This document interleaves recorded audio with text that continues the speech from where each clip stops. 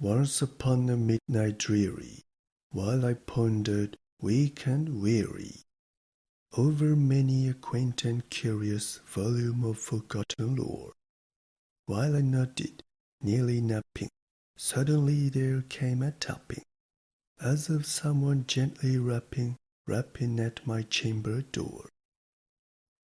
"'Tis some visitor," I muttered, "tapping at my chamber door, only this and nothing more." Distinctly I remember it was in a bleak December, and each separate dying ember wrote its ghost upon the floor. Eagerly I wished the morrow, vainly I had sought to borrow from my books a cease of sorrow, sorrow for the lost Lenore, for the rare and radiant maiden whom the angels name Lenore, nameless here forevermore. And the silken, sad, uncertain rustling of each purple curtain thrilled me, filled me with fantastic terrors never felt before, so that now, to still the beating of my heart, I stood repeating, "'Tis some visitor entreating entrance at my chamber door, some late visitor entreating entrance at my chamber door. This it is, and nothing more." Presently my soul grew stronger, hesitating then no longer. "Sir," said I, "or madam, truly your forgiveness I implore, but the fact is I was napping, and so gently you came rapping, and so faintly you came tapping at my chamber door, that I scarce was sure I heard you." Here I opened wide the door. Darkness there, and nothing more.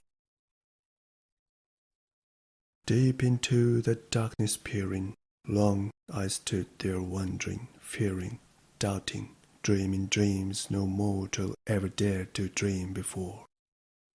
But the silence was unbroken, and the darkness gave no token, and the only word there spoken was the whispered word, "Lenore." This I whispered, and an echo murmured back the word, "Lenore." Merely this and nothing more. Back into the chamber turning, all my soul within me burning, soon I heard again a tapping somewhat louder than before. "Surely," said I, "surely that is something at my window lattice. Let me see, then, what thereat is, and this mystery explore. Let my heart be still a moment, and this mystery explore. 'Tis the wind, and nothing more." Open here I flung the shutter, when, with many a flirt and flutter, in there stepped a stately raven of the saintly days of yore. Not the least obeisance made he, not a minute stopped or stayed he, but, with mien of lord or lady, perched above my chamber door, perched upon a bust of Pallas, just above my chamber door, perched and sat, and nothing more.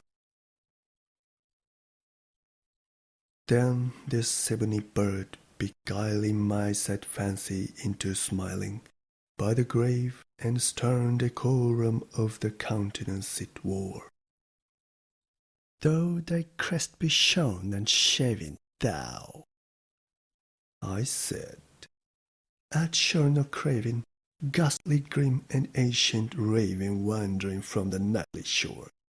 Tell me what thy lordly name is on the night's Plutonian shore."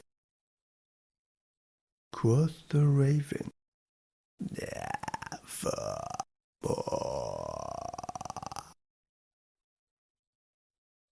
Much I marveled this ungainly fowl to hear discourse so plainly, though its answer little meaning, little relevancy bore.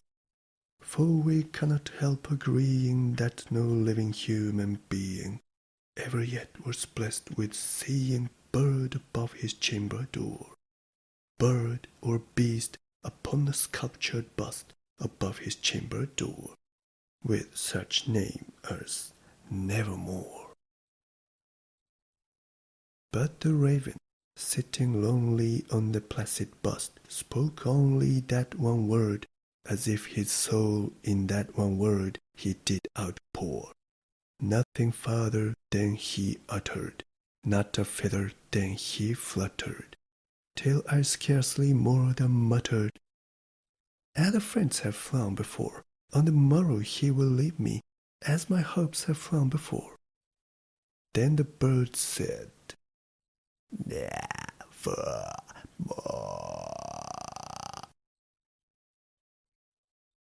Startled at the stillness broken by reply so rapidly spoken, "Doubtless," said I, "what it utters is its only stock and store, caught from some unhappy master, whom a merciful disaster followed fast and followed faster, till his songs one burden bore, till the dirges of his hope that melancholy burden bore, of nevermore."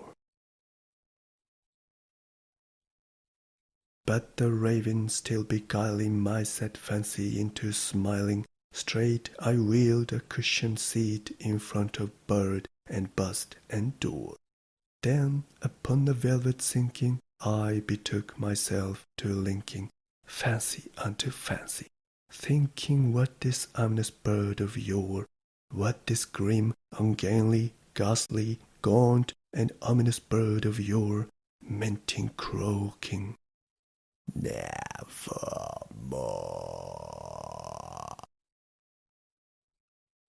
This I sat engaged in guessing, but no syllable expressing to the fowl whose fiery eyes now burned into my bosom's core.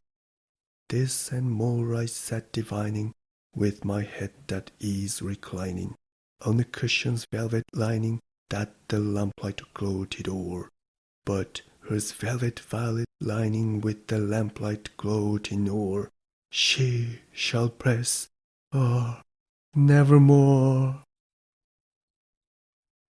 Then methought the air grew denser, perfumed from an unseen censer, swung by seraphim whose faint footfalls tinkled on the tufted floor.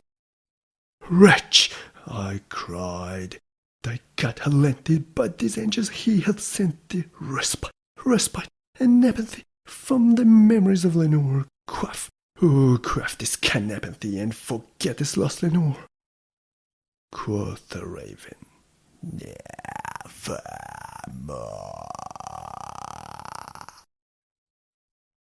"Prophet," said I, "think of evil, prophet still, if but a devil, whether tempest sent or whether tempest tossed thee here ashore, desolate yet all undaunted, on this desert land enchanted, on this home by horror haunted. Tell me truly, I implore, is there balm in Gilead? Tell me, I implore."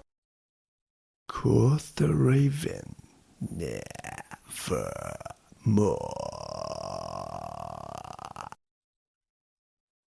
"Prophet," said I, "think of evil, prophet still, if but a devil, by that heaven that bends above us, by the God we both adore. Tell this soul with sorrow laden, if within the distant Aiden it shall clasp a sainted maiden whom the angels name Lenore, clasp a rare and radiant maiden whom the angels name Lenore." Quoth the raven, "Nevermore."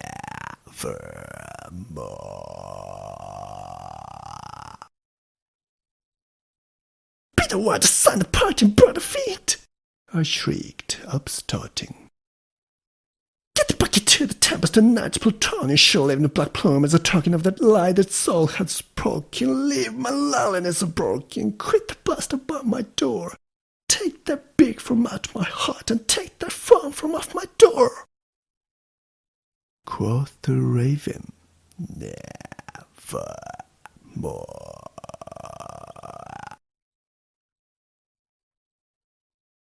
And the raven, never flitting, still it's sitting, still it's sitting, on the pallid bust of Pallas just above my chamber door. And his eyes have all the seeming of a demon's that is dreaming, and the lamplight o'er him streaming throws his shadow on the floor. And my soul from out that shadow that lies floating on the floor shall be lifted nevermore.